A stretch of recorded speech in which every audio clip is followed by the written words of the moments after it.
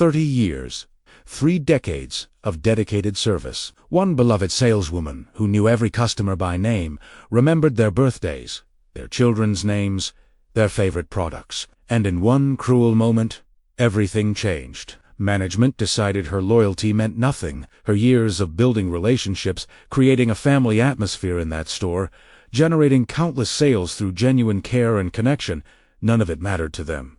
They fired her. Just like that.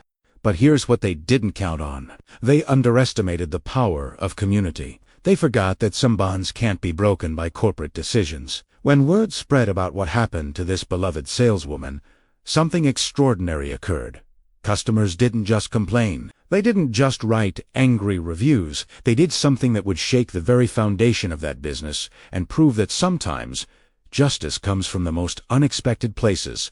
If you believe that loyalty should be rewarded, that good people deserve better, and that communities can change everything, hit that like button right now. Subscribe because stories like this remind us what really matters in life. And stick around, because what happens next will restore your faith in humanity and show you that sometimes the underdog really does win. Now, let me tell you the incredible true story of how customers turned a firing into the ultimate victory. Main script content.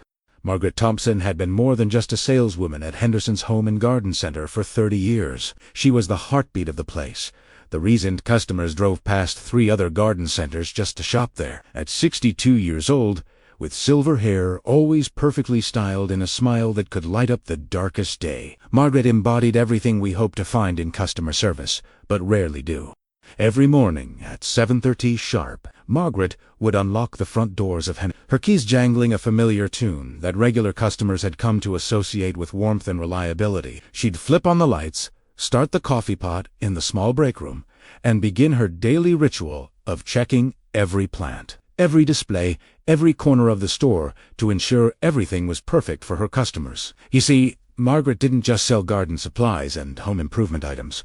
She built relationships. She remembered that Mrs. Johnson's roses needed special fertilizer because of the clay soil in her backyard. She knew that Tom Peterson was trying to create a memorial garden for his late wife and needed gentle guidance, not pushy sales tactics. She understood that young families were on tight budgets and would quietly slip them discount coupons or let them know about upcoming sales.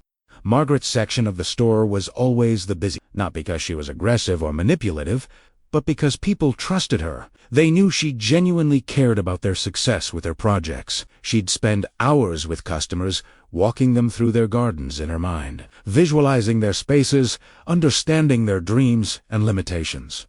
Her expertise came not from corporate training manuals, but from 30 years of watching what worked and what didn't, of seeing customers return with photos of their flourishing gardens and beaming smiles. The Henderson family had originally owned the store. Old Bill Henderson had hired Margaret when she was just 32, a single mother looking for steady work to support her 2 young children.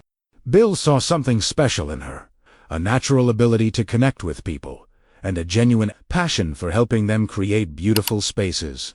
Under Bill's mentorship, she learned about different plant varieties, soil conditions, pest control, landscaping design, and seasonal care. More importantly, she learned that business success came from caring about your customers as people, not just as sources of revenue.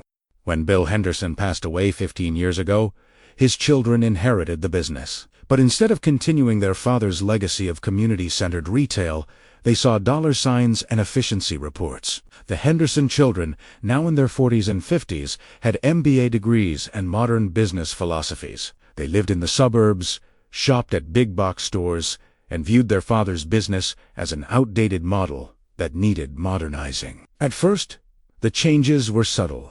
The Henderson children, now calling themselves Henderson Retail Management LLC, implemented new computer systems, updated inventory tracking, and hired a consulting firm to analyze store performance. They started measuring everything: sales per square foot, customer conversion rates, average transaction amounts, inventory turnover. They were turning a family business into a corporate machine. Margaret adapted to these changes as best she could. She learned the new computer systems. Even though she preferred her handwritten customer notes that included personal details the computers could never capture, she attended mandatory training sessions about sales, techniques, and upselling strategies, nodding politely while thinking about how these corporate approaches would alienate the customers she'd spent decades building relationships with. The tension began to build 3 years ago, when Henderson Retail Management LLC brought in a new store manager, Brad Williamson. Brad was 28 years old, fresh from managing a chain electronics store in the mall. He had energy, ambition, and absolutely no understanding of the gardening business or the community that Henderson served. He looked at Margaret and saw inefficiency. He saw an older employee who spent too much time talking to customers and not enough time pushing high-margin items. Brad started making changes immediately. He rearranged the store layout to push impulse purchases. He eliminated the comfortable seating area where customers used to browse gardening magazines and chat with Margaret about their projects. He implemented sales quotas and began tracking individual employee performance metrics.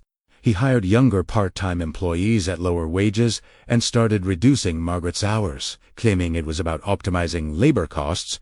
But Margaret's customers noticed. They asked where she was on the days she wasn't scheduled. They specifically requested her help with their purchases. They complained to Brad about the new employees who couldn't answer their questions and seemed more interested in rushing them to the register than understanding their needs. Brad dismissed these complaints as resistance to change and doubled down on his modernization efforts. The situation escalated 6 months ago when Brad announced new sales policies. Employees would be required to push specific high-margin items each month. They had to ask every customer about add-on purchases. They were discouraged from spending more than 10 minutes with any single customer unless that customer was making a substantial purchase. Margaret watched in dismay as the store she loved transformed into something unrecognizable. She tried to adapt, but her heart wasn't in it. How could she rush Mrs. Chun, who was grieving her husband's death and finding solace in creating a butterfly garden? How could she push expensive fertilizer on the young couple who were clearly stretching their budget to create their first garden together? How could she prioritize sales metrics over the genuine human connections that had made her job meaningful for 3 decades? Margaret's sales numbers began to slip, not because she was selling less overall, but because she wasn't hitting the specific metrics Brad had established. She was still generating loyal customers who made regular purchases, but she wasn't converting enough browsers into buyers, according to the new performance standards. She wasn't selling enough of the marked-up items that corporate had identified as priority products. Brad began documenting Margaret's performance issues. He wrote reports about her failure to meet sales quotas. He noted that she spent too much time with customers who ultimately made small purchases. He recorded instances where she had given customers advice about less expensive alternatives when they were looking at premium products.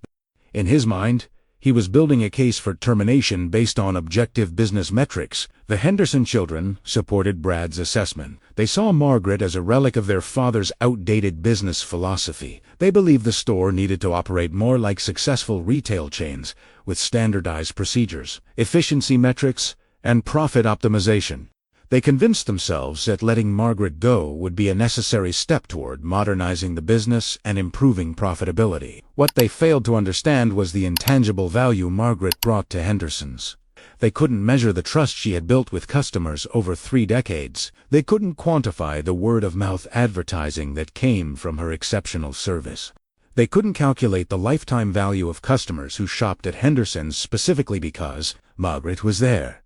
They only saw immediate metrics and short-term profit margins. The firing happened on a Tuesday morning in October. Margaret arrived at her usual time, but Brad was waiting for her with an envelope and a grim expression. He led her to the small office behind the customer service counter, the same office where Bill Henderson used to review her performance and tell her how much the store appreciated her dedication. Brad's termination speech was corporate and cold. He cited performance metrics, sales, targets, and company policies. He mentioned the need to optimize operations and align with modern retail standards. He offered 2-week severance pay and said her termination was effective immediately. Margaret listened in stunned silence.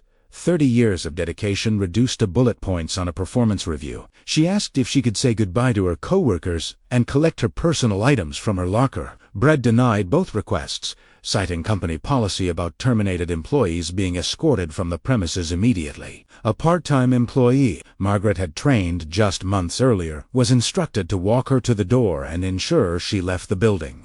Margaret walked to her car in a daze, carrying only her purse and a small box containing the few personal items from her desk. She sat in the parking lot for 20 minutes, watching customers enter the store she had devoted 3 decades of her life to serving. She thought about all the relationships she had built, all the gardens she had helped create, all the customers who would come looking for her and find her gone without explanation. The news of Margaret's firing spread through the community like wildfire. Henderson's home and garden center served a tight-knit suburban area where people knew their neighbors and word traveled fast. By afternoon, Margaret's phone was ringing constantly. Customers were calling to ask if the rumors were true. They were shocked, angry, and confused about why such a valued employee would be let go. Mrs. Patterson, who had been shopping at Henderson's for 25 years, was the first to take action. She called the store and demanded to speak with management about Margaret's termination. Brad took the call and explained that personnel decisions were confidential and based on business needs. Mrs. Patterson's response was swift and clear. If Margaret was gone, so was her business. She would never shop at Henderson's again. Tom Chun, whose wife had worked with Margaret to plan their anniversary garden, had a similar reaction. He called 3 of his neighbors who were regular Henderson's customers and told them what had happened. Within hours, an informal network of outraged customers was forming. These weren't just casual shoppers expressing mild disappointment. These were people who felt personally betrayed by the termination of someone they considered a friend and trusted advisor. Social media amplified their voices. The local Facebook group for gardening enthusiasts exploded with posts about Margaret's firing. People shared stories about her exceptional service, her knowledge, her kindness to customers facing difficult times. They posted photos of their gardens, with captions about how Margaret had helped them choose the right plants or solve challenging landscaping problems. The common theme was clear. Margaret wasn't just an employee. She was a beloved member of their community. The Henderson children and Brad had expected some customer complaints about Margaret's departure, but they had drastically underestimated the intensity of the community's response. They thought people would grumble for a few days and then adjust to shopping with other employees. They believed that competitive prices and product selection would ultimately override any sentimental attachment to a single employee. They were wrong. The boycott began organically, without any central organization or leadership. Customers simply stopped shopping at Henderson's. They drove to other garden centers, even if it meant paying higher prices or traveling longer distances. They ordered supplies online, instead of buying them locally.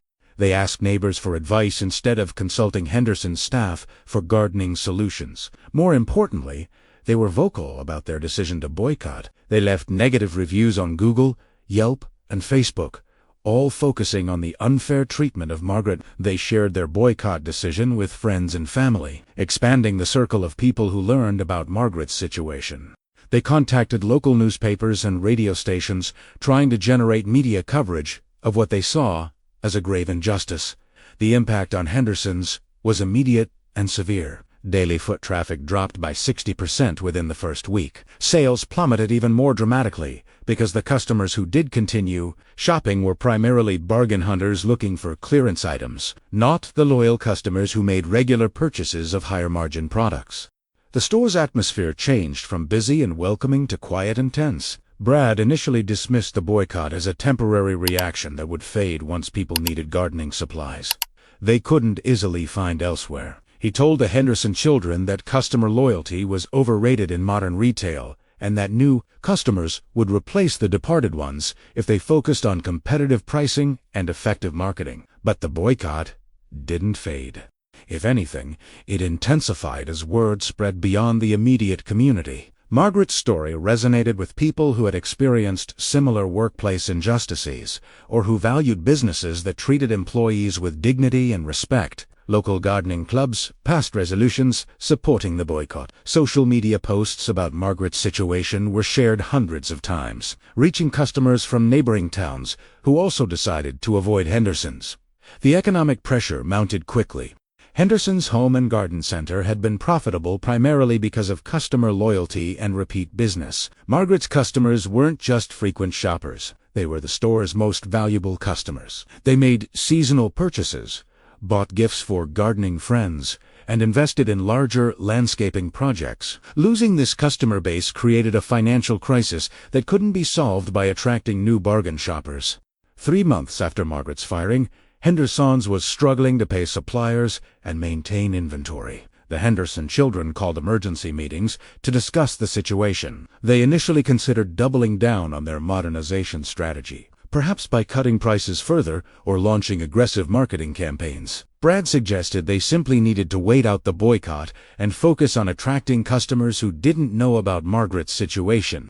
But the numbers didn't support their optimistic projections. The store was losing money every month, burning through cash reserves that had taken years to accumulate. Local suppliers were demanding payment up front because of concerns about Henderson's financial stability. The situation was unsustainable and getting worse each month. Meanwhile, Margaret was facing her own challenges.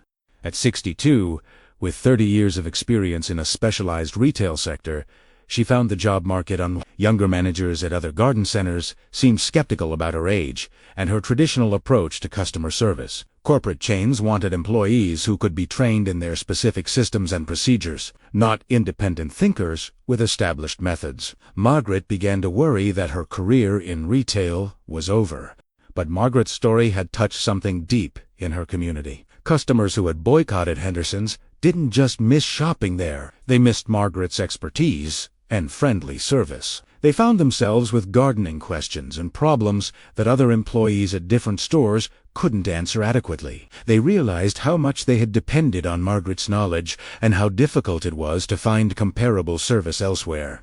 A group of Margaret's most loyal customers began meeting informally to discuss the situation. Led by Mrs. Patterson and Tom Chun, they explored various ways to support Margaret and address their own needs for knowledgeable gardening advice. Someone suggested that Margaret might consider starting her own gardening consultation business. Others wondered if she could teach classes or write a gardening column for the local newspaper.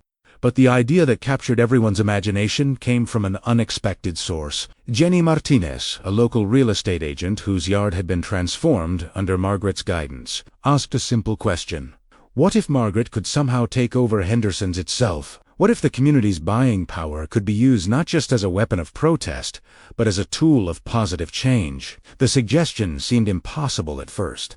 Margaret was a working-class woman without significant savings or business ownership experience. Henderson's, despite its current troubles, was still a substantial commercial property with considerable inventory and equipment. The Henderson children, whatever their management mistakes, owned valuable real estate and an established business location. But Jenny Martinez was persistent, and she understood both real estate values and business negotiations.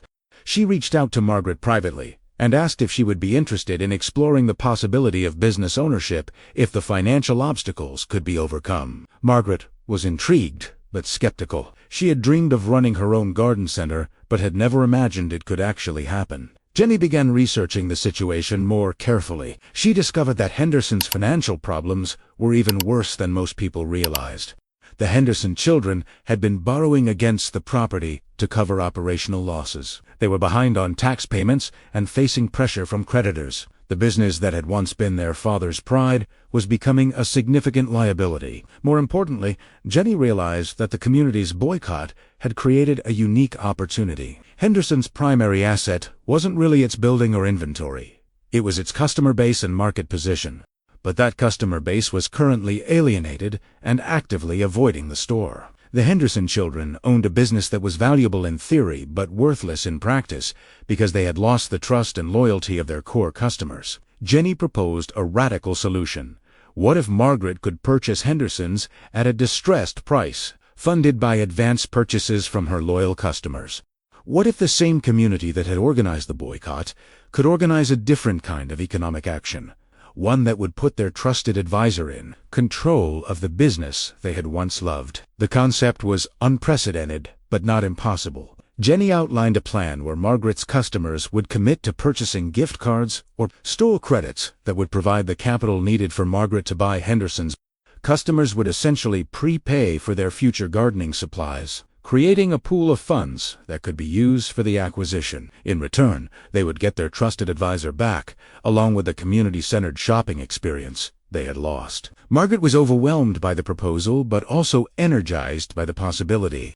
She had always dreamed of creating the perfect garden center, one that prioritized customer relationships over corporate metrics, one that served as a community gathering place for people who shared her passion for gardening and landscaping. The idea of transforming Henderson's into that vision seemed almost too good to be true. Jenny worked with Margaret to develop a detailed business plan. They researched successful community-supported businesses and cooperative retail models. They consulted with lawyers about the legal structure for customer-funded acquisitions. They analyzed Henderson's financial situation and estimated what it would take to make the business profitable again under Margaret's management. The key insight was that Margaret's approach to customer service, which corporate management had viewed as inefficient, was actually the store's most valuable asset. Customers were willing to pay slightly higher prices for knowledgeable advice, personal attention, and genuine care about their gardening success. They valued the relationships Margaret had built and the expertise she provided. A business model based on customer loyalty and service excellence could be more profitable than the low-margin approach that had been failing under current management. Margaret and Jenny decided to test community interest by hosting a meeting at the local library. They invited customers who had been part of the boycott to hear about the possibility of community-supported business ownership. They expected maybe 20 or 30 people to attend. Instead, over 200 people showed up, filling the library's main conference room and spilling into the hallway. The enthusiasm was overwhelming. Customer after customer stood up to share stories about Margaret's impact on their gardening success and their disappointment with Henderson's current situation. People talked about missing the personal service, the knowledgeable advice, and the sense of community that Margaret had created. They expressed frustration with shopping at impersonal big-box stores or driving long distances to find comparable expertise. When Margaret and Jenny presented their plan for community-supported ownership, the response was immediate and positive. People began signing up that evening to purchase gift cards and store credits that would fund the acquisition, within a week. They had commitments for over $200,000 in advance purchases. Within a month, the total had grown to nearly $400,000. The Henderson children were initially resistant to the acquisition proposal. Despite their financial difficulties, they were reluctant to sell to Margaret, whom they still viewed as a disgruntled former employee leading a vindictive boycott. They considered Margaret's offer inadequate and insulting, even though it was fair market value for a business that was actively losing money, but their financial situation continued to deteriorate. Monthly losses were accelerating as the boycott showed no signs of weakening. Creditors were becoming more aggressive about collecting past due amounts. The property taxes were coming due, and the Henderson children were facing the possibility of losing their inheritance entirely if they couldn't stabilize the business quickly. Their lawyer advised them to seriously consider Margaret's offer. He pointed out that their alternatives were limited and getting worse each day. They could continue operating at a loss until they exhausted their resources and faced bankruptcy. They could try to find another buyer, but the business's reputation, problems, and alienated customer base made it an unattractive investment for anyone else. Or they could sell to Margaret, who already had demonstrated community support and a plan for restoring profitability. The negotiation process took 3 months and involved considerable legal complexity. Margaret needed to establish a business structure that could accept community investments while giving her operational control. The Henderson children needed to resolve outstanding debts and satisfy creditor claims as part of the sale process. Both sides required legal protections and clear agreements about the terms of transfer. During this period, the boycott continued and Henderson's financial situation grew more desperate. The Henderson children finally accepted that their modernization strategy had failed and that Margaret represented their best chance to recover some value from their investment. In March, 18 months after Margaret's firing, they signed an agreement to sell Henderson's home and garden center to Margaret Thompson, with financing provided through community-supported advance purchases. The day Margaret took ownership of Henderson's was a celebration unlike anything the community had ever seen. Customers who had boycotted the store for over a year lined up outside before opening time. Local media covered the story as a feel-good example of community activism creating positive change. Margaret stood behind the counter where she had worked for 30 years, now as owner instead of employee. Surrounded by the customers who had made her dream possible, Margaret's first changes were symbolic but meaningful. She restored the comfortable seating area where customers could browse and chat. She brought back the personal consultation approach that had made her famous, training her new employees to prioritize customer relationships over sales metrics. She eliminated the pushy, upselling tactics and quota systems that had alienated longtime customers. More substantially, Margaret redesigned the store's layout and inventory to reflect 30 years of understanding customer needs.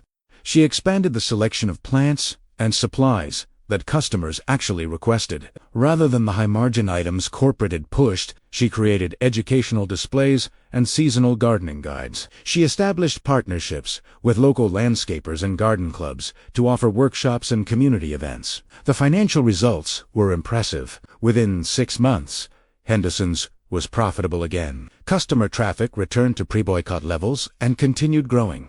Average transaction amounts increased because customers trusted Margaret's recommendations and were willing to invest in quality products she endorsed. The store became busier than it had ever been, but the atmosphere was welcoming rather than pressured. Margaret's success attracted attention from business schools and retail industry publications as an example of customer-centered business philosophy creating sustainable competitive advantages.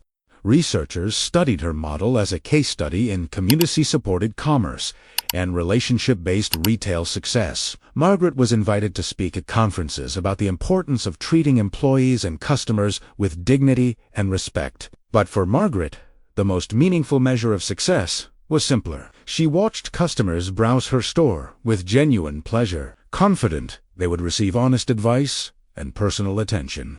She saw children learn about gardening from their grandparents in her workshop space. She helped couples plan their dream landscapes and supported customers through difficult times when gardening provided comfort and hope. The customers who had supported Margaret's acquisition became more than buyers. They became partners in maintaining the community-centered business they had helped create. They provided feedback about inventory needs, suggested new services, and continued to recommend the store to friends and family. Their investment in Margaret's success created ongoing commitment to the store's prosperity. Margaret hired several new employees, including some former Henderson's staff who had been laid off during the previous management's cost-cutting efforts.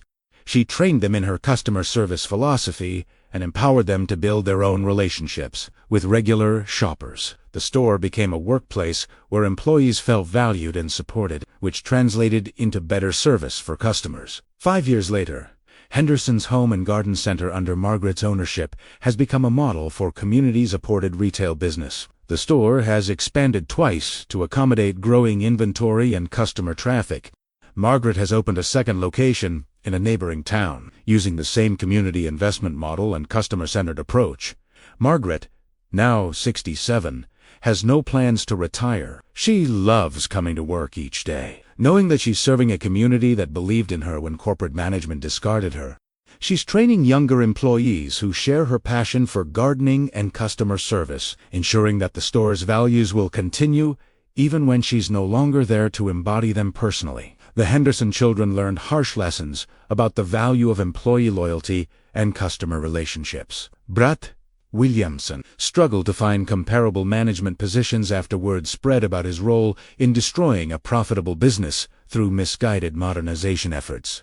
The consulting firm that advised Henderson Retail Management, LLC, removed the project from their portfolio of success stories. But Margaret's story isn't really about revenge or corporate command. It's about the power of community to support people who have earned respect through decades of genuine service. It's about the economic value of treating employees and customers as human beings rather than profit-generating units. It's about the possibility of creating businesses that serve their communities rather than just extracting value from them. Margaret's customers didn't organize their boycott to destroy Henderson's. They organized it because they valued what the store had meant to their community and wanted it back. When they realized they could help Margaret create the business they wanted to support, they chose investment over protest, construction over destruction. The story demonstrates that customer loyalty, built through years of authentic relationships and exceptional service, represents real economic value that can't be replaced by corporate efficiency metrics or marketing campaigns. Margaret's knowledge, trustworthiness, and genuine care for customer success were assets that had been built over 3 decades and couldn't be quickly replicated by newer employees following corporate scripts. It also shows that communities have more economic power than they often realize. The same customers who could destroy a business through boycotts could also create and sustain businesses that aligned with their values. Their collective purchasing power, when organized and directed purposefully, could fund new ownership models and support entrepreneurs who shared their priorities. For older adults, especially, Margaret's story resonates as validation that experience and relationship-building skills remain valuable in an economy that often seems to prioritize youth and technology over wisdom and personal connection. Margaret succeeded not despite her age and traditional approach to customer service, but because of the trust and loyalty she had earned through consistent, caring interactions with her customers. The story also highlights the importance of workplace dignity and the destructive potential of management approaches that treat experienced employees as expendable costs rather than valuable assets. The Henderson children's mistake wasn't just tactical, it was fundamentally moral. They forgot that businesses exist within communities and depend on relationships that extend far beyond simple commercial transactions. Margaret Thompson's transformation from terminated employee to successful business owner represents more than personal triumph. It demonstrates the possibility of creating economic structures that prioritize human relationships and community value over abstract financial metrics. It shows that businesses can thrive when they remember that customers and employees are people first, profit sources second. Today, when Margaret unlocks the doors of Henderson's home and garden center each morning, she's not just opening a retail store, she's welcoming a community of people who chose to invest in values they believed in, who proved that loyalty and trust have real economic power, and who created a business model that serves everyone better than the corporate approach it replaced. The keys still jangle the same familiar tune, but now they unlock something more than just a store. They unlock proof that communities can take care of their own, that experience and dedication have lasting value, and that sometimes the best response to injustice isn't just protest, but the creation of something better. Margaret's story reminds us that in a world that often feels impersonal and corporate, small acts of human decency and community solidarity can still create extraordinary changes.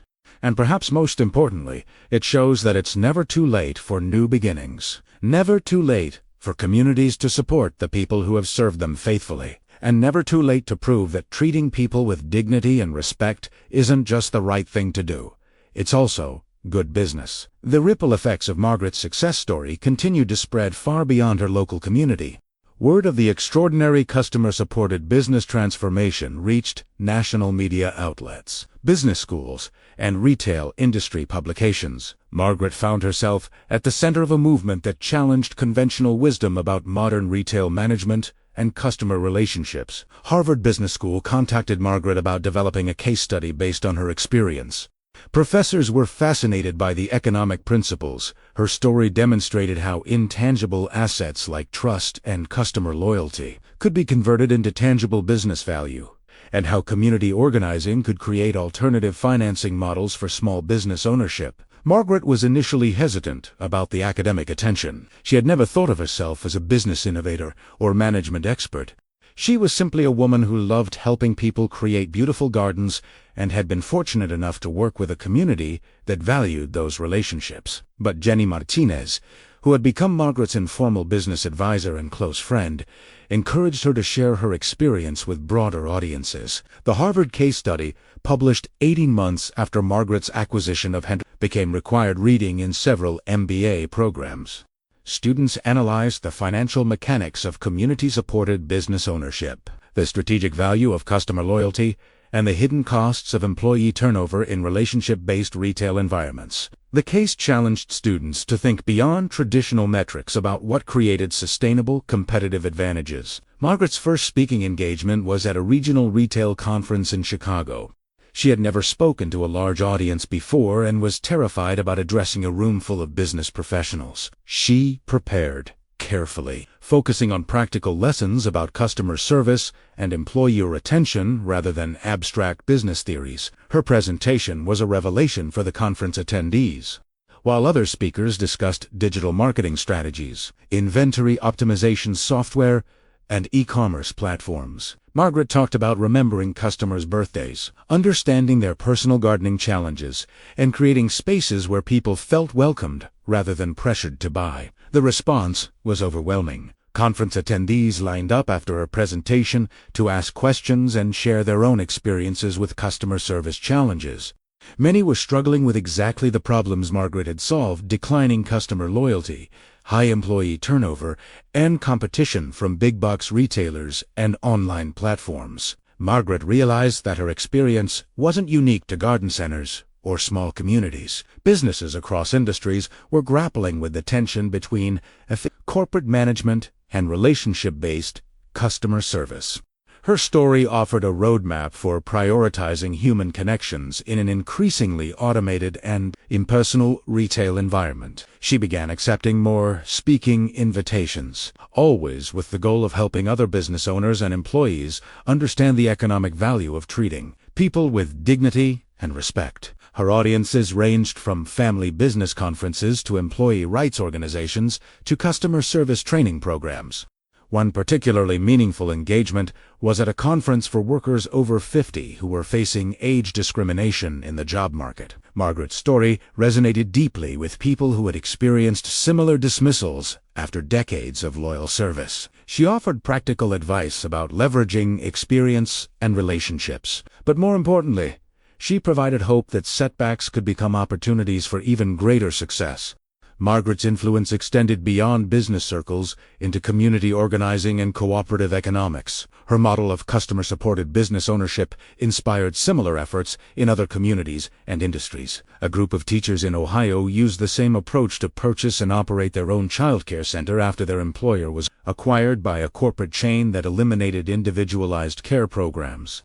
In Oregon, customers of a beloved independent bookstore organized to help the longtime manager purchase the business when the original owner decided to sell to a national chain. They used Margaret's model of advance purchases and gift card commitments to provide acquisition financing, while ensuring that a community gathering place would maintain its character and values. Margaret began consulting with communities and business owners who wanted to implement similar models. She developed materials explaining the legal structures, financial mechanisms, and community organizing strategies that had made her success possible. She worked with lawyers and accountants to create templates that other groups could adapt to their specific situations and local regulations. The consulting work became a second business for Margaret, though she never let it interfere with her primary focus on Henderson's home and garden center. She typically worked with communities during her slower retail seasons, traveling to help other groups navigate the complex process of community-supported business transitions. One of her most challenging consulting projects involved a rural grocery store in Montana that served as the only source of fresh food for a 30-mile radius. The store had been family-owned for 40 years, but the aging owners needed to retire and couldn't find a buyer who would maintain the community service mission. Corporate grocery chains weren't interested because the location was too remote to be profitable. Under their business models, Margaret spent 3 months working with local residents to develop a cooperative ownership structure that would keep the store operating while sharing the financial responsibilities among community members. The project required navigating complex regulations about food service, cooperative business structures, and rural development financing.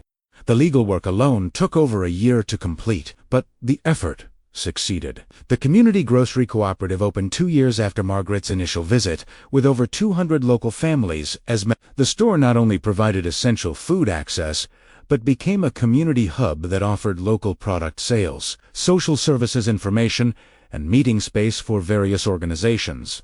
Margaret's reputation as a community business advisor grew steadily, but she remained committed to maintaining Henderson's as her primary focus. She had learned from the Henderson children's mistake of becoming too removed from daily operations and customer relationships. No matter how many consulting requests she received, she continued working regular shifts at the store, maintaining the personal connections that had made her success possible. The growth of Henderson's under Margaret's ownership exceeded even her most optimistic projections. The original location had expanded twice and was considering a third addition to accommodate specialized services, like landscape design, consultation, and garden maintenance workshops. The second location in the neighboring town had become equally successful, using the same customer-centered approach and community investment model. Margaret had also diversified the business in ways that reflected her deep understanding of customer needs and community interests. Henderson's now offered seasonal garden maintenance services, employing local high school and college students who learned landscaping skills while earning money for education expenses. The store hosted monthly workshops on topics ranging from organic pest control to native plant gardening, always free of charge and open to the entire community. The workshop program had become particularly popular among retirees who were discovering gardening as a retirement hobby, or wanting to share their decades of gardening experience with newer enthusiasts. Margaret created mentorship programs that paired experienced gardeners with beginners, fostering the same kind of knowledge-sharing relationships that had made her own career so fulfilling. These programs generated additional revenue through increased plant and supply sales, but their primary value was in strengthening community connections and customer loyalty. People who attended workshops became regular customers who trusted Henderson's expertise and recommended the store to friends and family members. Margaret's approach to employee development reflected her own experience of being mentored by Bill Henderson and later dismissed by corporate management. She hired people who showed genuine interest in gardening and customer service, regardless of their formal qualifications or previous retail experience. She provided extensive training, not just in product knowledge, but in building customer relationships and understanding individual gardening challenges. Her employees stayed with Henderson's much longer than industry averages, developing their own relationships with regular customers and contributing to the store's reputation for knowledgeable, friendly service. Several had been promoted to management positions and were being trained to potentially open their own locations using Margaret's model. The success of Margaret's employee development program attracted attention from retail industry associations and human resources organizations. She was invited to speak about reducing employee turnover, creating positive workplace cultures, and the business benefits of investing in long-term employee relationships rather than treating workers as replaceable resources. Margaret's presentations often challenged conventional retail wisdom about labor costs and efficiency metrics. She demonstrated that paying employees well, providing comprehensive training, and empowering them to build customer relationships actually reduced overall labor costs by eliminating the expenses associated with constant recruitment, training, and customer service recovery efforts. Her approach proved that the corporate obsession with minimizing immediate labor expenses often created much higher long-term costs in the form of poor customer experiences, negative word-of-mouth marketing, and the ongoing need to attract new customers to replace those alienated by inadequate service. Margaret's influence on retail industry thinking extended beyond her speaking engagements through the growing network of business owners who had implemented similar customer-centered approaches. These businesses began sharing data and strategies, creating an informal association of retailers committed to relationship-based service and community-supported ownership models. The network included diverse businesses, independent bookstores, family restaurants, specialty retail shops, and service providers, but all shared common principles about prioritizing customer relationships and employee development over short-term profit maximization. They found that these approaches created more sustainable and resilient businesses that could compete successfully against larger corporate competitors. Margaret often reflected on how different her life might have been if the Henderson children had simply treated her with the respect and appreciation she had earned through 30 years of dedicated service.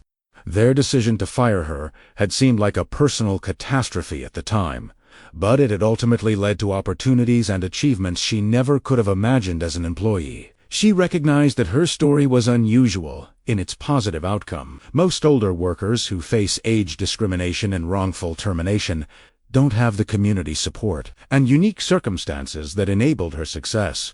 This awareness motivated her advocacy work and consulting efforts. She wanted to create more opportunities for communities to support experienced workers and relationship-based businesses. Margaret established a small foundation that provided grants and technical assistance to community groups working to preserve locally owned businesses or support worker ownership transitions. The foundation funded legal assistance, business planning support, and community organizing training for groups that might not otherwise have access to professional services needed for complex business transitions. The foundation's work attracted partnerships with larger organizations focused on cooperative economics, community development, and worker rights. Margaret found herself connected to a national movement of people working to create more democratic and community-accountable economic structures. Through this work, Margaret met other older adults who had transformed personal setbacks into opportunities for broader social impact. She developed friendships with people who had started second careers as community organizers, social entrepreneurs, and advocates for economic justice. These relationships enriched her understanding of how individual stories like hers connected to larger patterns of economic inequality and corporate irresponsibility. Margaret's personal transformation from terminated employee to successful business owner and community advocate demonstrated possibilities that extended far beyond retail business management. Her story showed how individuals could use their experience, relationships, and community connections to create positive change that benefited far more people than just themselves. The 10th anniversary of Margaret's firing, now celebrated in her community as Community Business Day, provided an opportunity to reflect on the broader lessons of her experience. Local media covered the anniversary with interviews featuring Margaret, her customers, her employees, and other community members who had participated in the boycott and business acquisition. The coverage highlighted how the community's investment in Margaret had paid dividends that extended far beyond the success of Henderson's Home and Garden Center.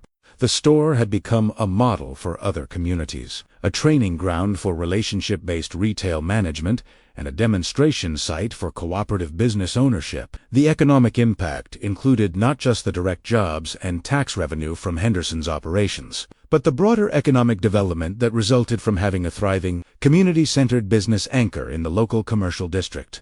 Margaret, now 72, and showing no signs of slowing down, used the anniversary coverage to announce her next major project, a comprehensive training program for communities interested in implementing customer-supported business ownership models. The program would provide step-by-step guidance, legal templates, financial planning tools, and ongoing support for groups working to preserve or create locally owned businesses that prioritize community service over profit maximization.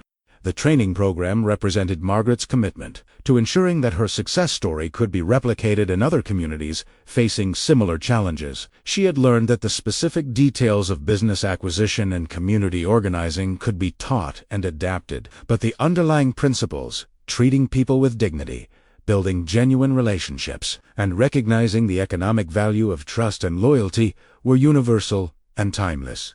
Margaret's legacy was already secure through the transformation of and her influence on retail industry thinking about customer service and employee relations. But her ongoing work to support other communities and business owners ensured that her impact would continue growing long after she eventually decided to step back from daily business operations. The story that began with an unjust firing had evolved into a movement for more humane and community-accountable business practices. Margaret's journey from dismissed employee to successful entrepreneur to community advocate demonstrated that individual setbacks could become catalysts for broader social change when people had the courage to challenge unfair systems and the wisdom to build something better. As Margaret often told audiences at her speaking engagements, her success wasn't really about business management techniques or community organizing strategies. It was about remembering that businesses exist to serve people and communities, not the other way around. When businesses forgot that fundamental principle, they might achieve short-term profits, but would ultimately fail to create the sustainable relationships that generated long-term success and community prosperity. Margaret Thompson's extraordinary journey from fired employee to community business leader proved that it's never too late to start over. Never too late for communities to support the people who have served them faithfully, and never too late to demonstrate that treating people with dignity and respect isn't just morally right, it's also the foundation of sustainable economic success.